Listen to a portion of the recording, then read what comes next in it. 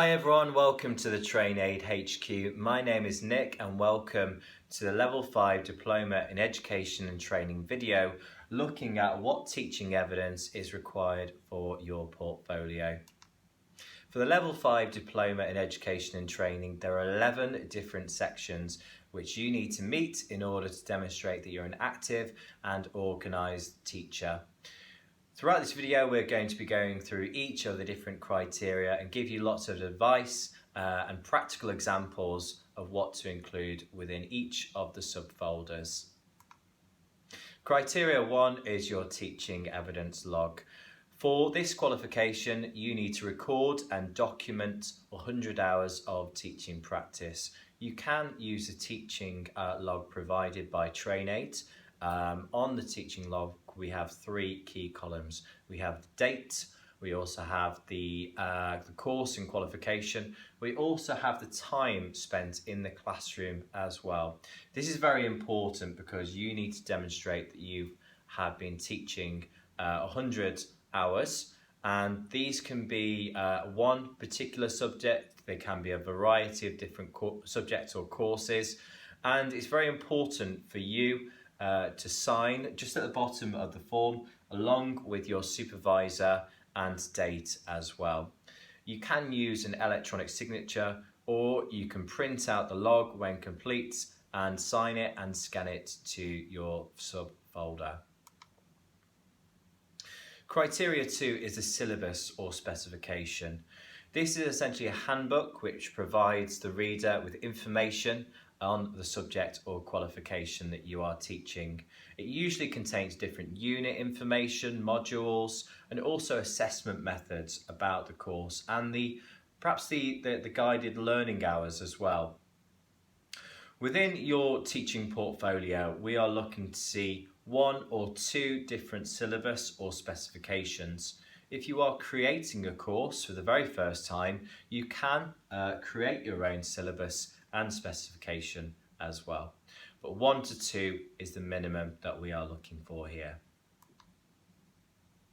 Now the next criteria is the scheme of work. This is the level down from your syllabus, and you are using the scheme of work to put your teaching into different weeks and months, and so you can see how your course or qualification is going to be delivered.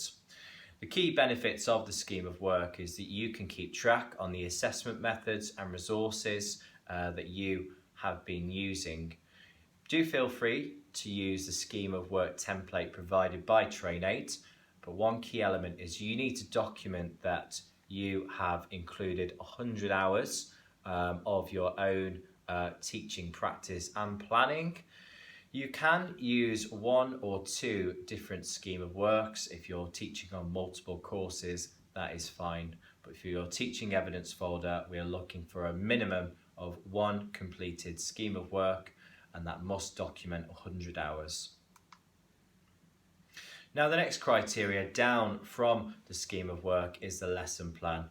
We use a lesson plan for our day-to-day teaching to make sure that we're organised, we're prepared, and we also have backup plans if anything goes wrong within your teaching. You need to document 100 hours of your own teaching practice here. Okay. You can use a template provided by Train Aid, and as you can see, we're looking for information such as the resources that you're going to be using, the teacher activities, the learner activities. Timings are very important within your lesson plans as well, inclusion. But in terms of the level of detail, we're looking for each lesson plan to be between 1 to 2 pages maximum. You can have lesson plans that show perhaps 3 hours of teaching. Okay, please document that and make it visible how long that you have been teaching in the classroom for. Now the next criteria is the lesson observations. You need to be observed 8 times within your level 5 qualification. Please use the observation form provided, or you can use your own organisation's observations form. That is absolutely fine. A qualified teacher needs to be observing you anyone with a level 5 teaching qualification, a manager, or any colleague with a PGCE would be suitable for a lesson observation. It is advisable to use the Ofsted grading criteria. So number 1 is an outstanding lesson, number 2 is good, 3 requires improvement, 4 is unsatisfactory. These grading is optional, but it is beneficial for you as a teacher to see what grade you are achieving. Now the next criteria is the lesson evaluation. So very important for any teacher to reflect on how their teaching practice went. The lesson evaluation should be completed immediately after an observation or no more than 24 hours. So your lesson memory, your experience is fresh. Please use the teaching self-evaluation template provided. Within the boxes, we are looking to see your strengths, also for you to reflect on your areas for development, and also any opportunities for your future practice as well. Please can you sign and date all of your 8 self-evaluations. Our next criteria is initial and diagnostic assessments. Initial assessments happen at the very start of a qualification, a lesson or a course. These can be formal, such as an application form, interview questions, or they could be informal, such as an icebreaker, a starter activity, a handout, a quiz as well. Diagnostic tests are typically more formal. They are what's known as a skills-based test to find out your learners' knowledge or skills to do with your particular subject. We're looking for 5 examples here of either initial or diagnostic. Again, they can be informal or formal. Now the next section is your ILPs, otherwise known as individual learning plans or one-to-one reviews. It's very good for any teacher to have a one-to-one chat with your learners to see how they're progressing with their course and perhaps to set targets as well. You can use the ILP template behind me.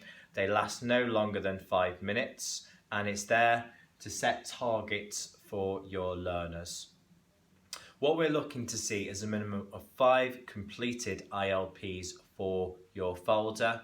Okay. In terms of confidentiality, you don't have to include the learner's name if you don't want to.